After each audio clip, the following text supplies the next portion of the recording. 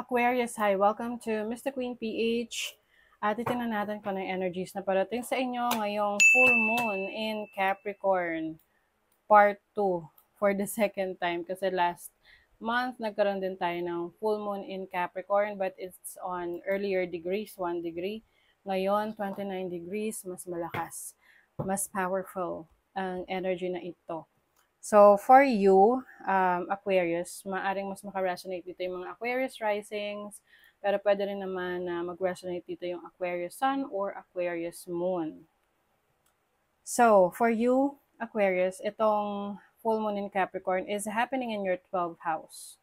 Okay, so this is kind of challenging, lalo na sa mga Aquarius rising.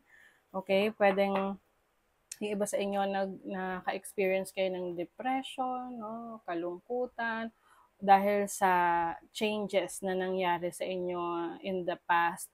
Yung iba nagkaroon ng loss of a loved one, yung iba break up, no, na it was really hard for you na i-work out. But this time, Aquarius, mas magiging malakas na yung loob nyo na harapin ang inyong future because you are now ready to reinvent yourself, no? Having Pluto here conjunct your moon in Aquarius, which is in your first house. And Pluto right now is in retrograde, no? So, kumbaga, marami kang i-review about yourself, ano yung mga bagay na alam mong unhealthy na sa'yo, hindi na nakakatulong for you, that you need to let go of, yung mga unhealthy habits, addiction for some of you, no? Yung may mga, yung iba kasi pwedeng naapektuhan kayo ng mga nangyari sa inyo, ng mga pagsubok na pinagdaanan nyo in the past. But this time, ito na yung time na kailangan mo nang i-let go yon at mag-move on, mag-move forward dahil mas marami pang magagandang naghihintay para sa'yo na mas maganda na yun yung harapin mo. Kasi syempre kung ikaw ay nagsispend ng time about thinking, yung pag-iisip ng mga bagay na wala ka nang magagawa, wala rin namang magiging yun hindi rin naman yun magbibigay ng solusyon dun sa mga bagay na wala kang magagawa, beyond your control. So all you need to do is to surrender that, let go, okay? So this will help you in reinventing yourself. This is a new version of yourself, okay? Meron din tong positive aspect sa iyong second house, Neptune in Pisces.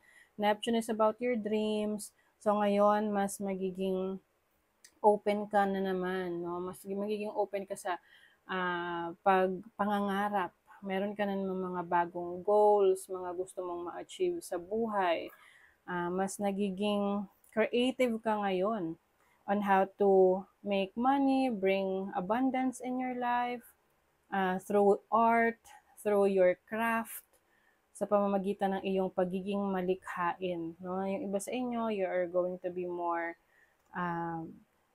kumbaga spiritually inclined, no? Mas magiging meron kang opportunity ngayon na magkaroon ng abundance through your spiritual mga pursuits. So example, you are an astrologer or you are a tarot reader or anything that is in spiritual realm. Like example, spiritual healer ka, ganun. So you will create more abundance in your life dahil sa iyong talents, dahil sa iyong gifts, and also by helping others will also, improve your finances. So, meron din tong trine sa Uranus, which is in Taurus in your 4th house. Uranus is, unexpected kasi to. So, possible na yung iba sa inyo maka-experience ng unexpected na changes sa inyong living condition, living situation. Pwedeng lilipat kayo ng bahay or may babaguhin kayo sa arrangement ng mga furniture sa bahay ninyo. Kasi minsan ginagawa yan ng iba kapag meron silang gustong i-let go 'Di ba? Nagde-declutter. So, yung iba sa inyo pwedeng magde-declutter kayo, magtatapon kayo ng mga gamit na alam niyo hindi na ninyo mapapakinabangan, pwedeng ibebenta niyo, ipapamigay, idodonate, no? So, you also have, meron tong opposition sa 6th house ninyo, which is in Cancer. So, pay attention to your health, Aquarius, no? Kasi maaring itong mga suppressed, yung parang mga tinatago nyo, di ba, na emosyon na hindi nyo na ilalabas, it creates anxiety, sadness, depression, na kailangan mo nang i-let go. So, the moment na you let that go, you will feel better, mas magiging maganda yung pananaw mo sa buhay, na makakaapekto ng positibo sa iyong kalusugan. Let's see what else. Aquarius. You have, the Eight of Swords. Eight of Swords, yan yung limiting beliefs mo overthinking. This makes sense kasi nasa 12th house yan, which is about overthinking. Self-undoing. You have the Strength card. See, meron ka ng lakas ng loob na umalis dyan sa situation na naglilimita sa'yo.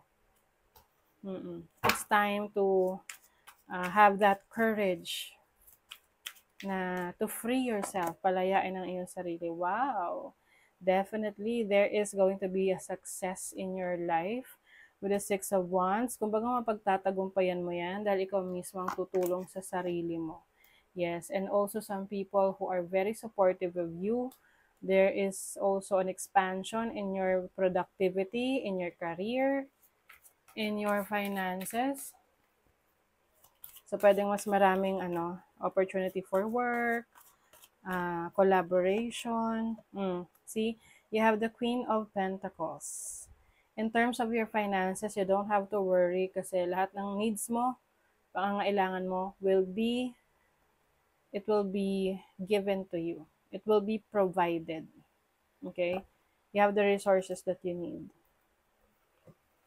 Alam niyo may mga I don't know kung naniniwala kayo dito, but I believe in this, na may mga tao, connection, situation sa buhay natin na meron silang kinalaman sa energy na nakukuha natin sa paligid natin, na nakaka-impluwensya kung magiging masagana yung buhay natin o hindi. Kung mas magiging magaan yung pakiramdam natin o mas magiging mabigat. Example sa bahay, no? Pansinin nyo yung mga bahay na parang hindi organized yung laman sa loob or, di ba, medyo cluttered. Most of the time, yung mga nakatira doon, stressed, yung iba may sakit, medyo laging magulo, yung pag-uusap sa loob, laging may conflict sa bahay. But the moment na it's either maglinis, mag-declutter, magtanggal ng mga unnecessary things, or lumipat ng bahay na mas maayos, nag-iiba yung energy, no? Parang mas nagiging magaan, may swerteng dumarating, ganun eh. And even people in your life, if you are with someone na sa tingin mo toxic siya sa'yo, pero hinahayaan mo paling maging parte ng buhay mo, nakaka-apekto siya sa productivity mo, parang ang dami mong missed opportunities. Kumbaga, yung sinasabi nila medyo minamalas, no?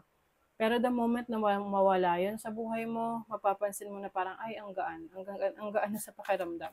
And parang mas nagbubukas siya sa mga mas maraming opportunities the moment na i-cut off or tanggalin mo yung certain tao na yun sa buhay mo. 'Di ba? Two of Cups. Some of you maaring merong bagong partnership, business partnership, romantic partnership. And this is also your relationship to yourself, no? To your higher self. So I think mas magiging very spiritual ka ngayong panahon na to moving forward. Reveal what needs to be seen. Oy. Last quarter moon in Scorpio. Yes, makikita mo yung kailangan mong makita ngayong full moon. In a way na parang ipapakita sa'yo the truth. Ano yung katotohanan na tutulong sa'yo para may magbago sa buhay mo. Full moon in Leo, go wild. Leo energy is about your creativity. So you're going to be more open. Ayan, no. May ano ka na, kalayaan. Oo. You are releasing yourself from this limitation. And then you have relax. It's time to relax, Aquarius. So after nito, na pagre-release ng, alam mo na, mga anything unhealthy sa'yo, it's time to relax. Okay? You will feel better. So that is your reading, Aquarius. Thank you so much. Bye.